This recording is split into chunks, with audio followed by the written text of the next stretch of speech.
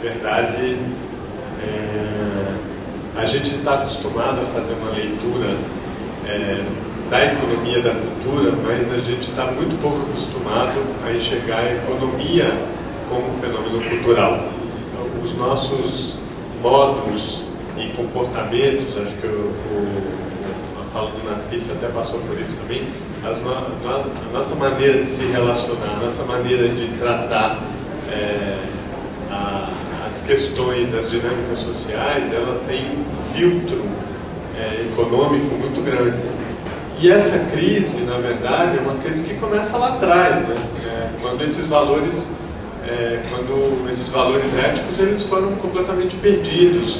Mas a questão é que a gente está indo para um tipo de afunilamento das relações humanas e que a gente está num estágio de convivência com esses valores da competição, esses valores esse valor máximo da necessidade do crescimento econômico, a necessidade do Brasil fazer o superávit primário, a necessidade da gente se formar para conquistar um lugar no mercado, enfim, essas dimensões elas estão em todas as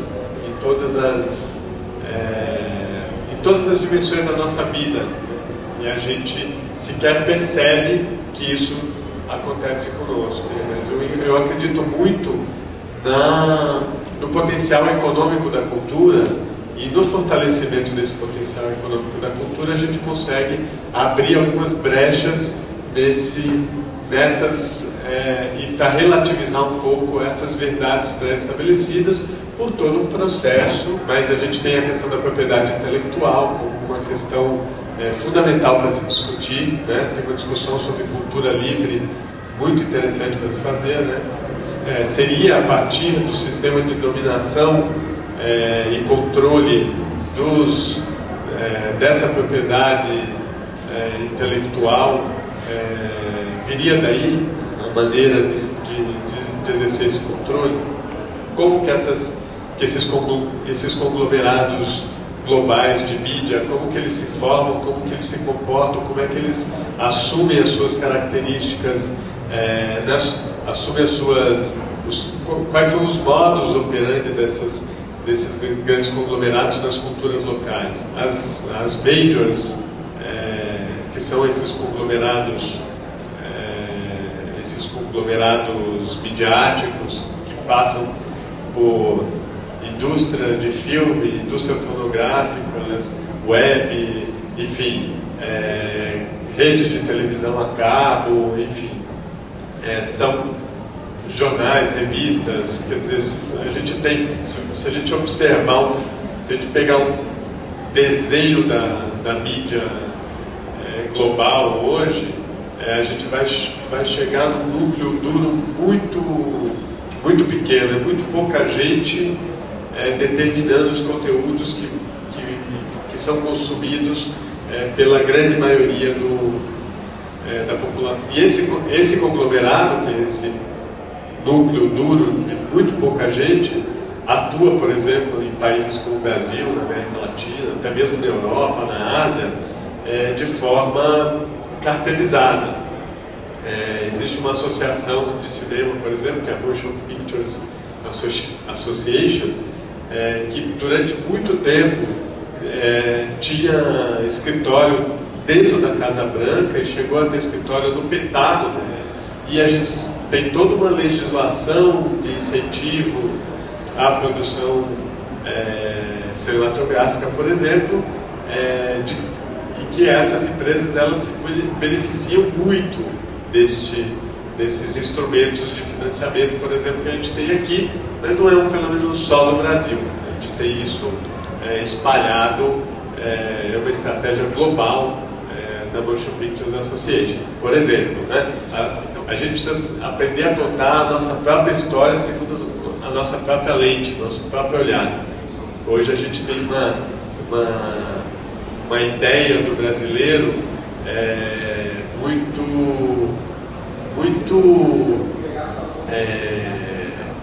ela constituída de uma maneira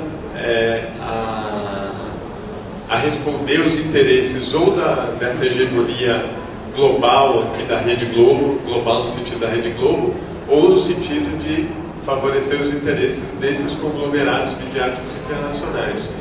Quando é que nós vamos ter a capacidade do que a Marilena Chaui chama de refundar o nosso mito fundador, né? Segundo as novas perspectivas ideológicas, novas perspectivas simbólicas mesmo, né? Quando é que a gente vai incluir o índio, o negro no nosso referencial simbólico? Não o negro da senzala, e não o índio como aquele sujeito que tem um modo de vida ultrapassado.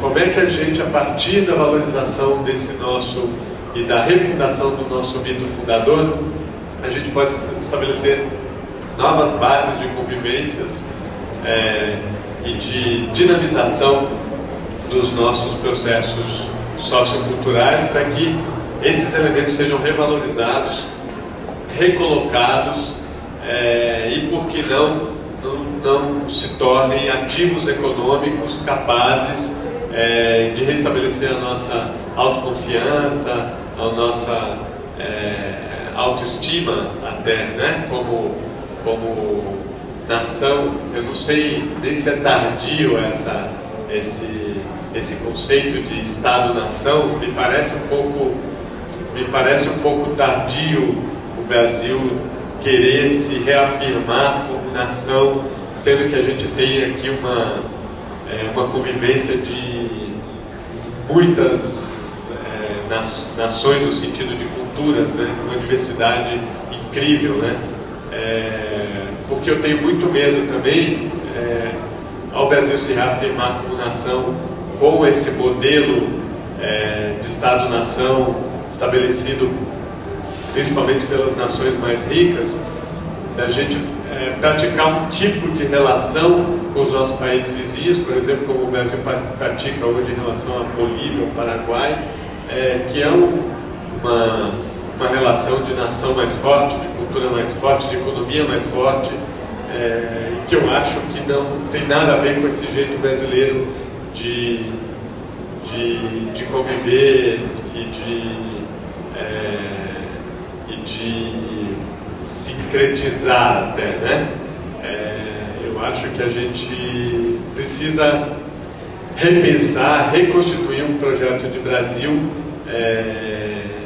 que não passe mais por essa noção do Estado totalizante, do Estado como sinônimo de essa perspectiva identitária do país como nação, somos todos uma cultura, somos todos uma... Não, eu acho que o caminho é o contrário. A gente tem que saber reconhecer todas as nações e todas as culturas e todo o nosso leque, toda a nossa paleta de cores aqui, e transformar essa diversidade, essa nossa capacidade de convivência num potencial, mas ao mesmo tempo sabendo contrapor esse outro mundo, que é um mundo que vive dentro dessa dinâmica e dentro da prevalência desse estatuto econômico pré-estabelecido. A gente tem que saber negociar com ele. Eu acho que dentro de todas as políticas que o Brasil vem implementando nos últimos tempos, sobretudo no governo Lula, eu considero que a política internacional, a política externa do Brasil seja uma das políticas mais potentes, né? Acho que o Brasil avançou muito na sua política externa, principalmente porque ele dialoga com essas duas perspectivas.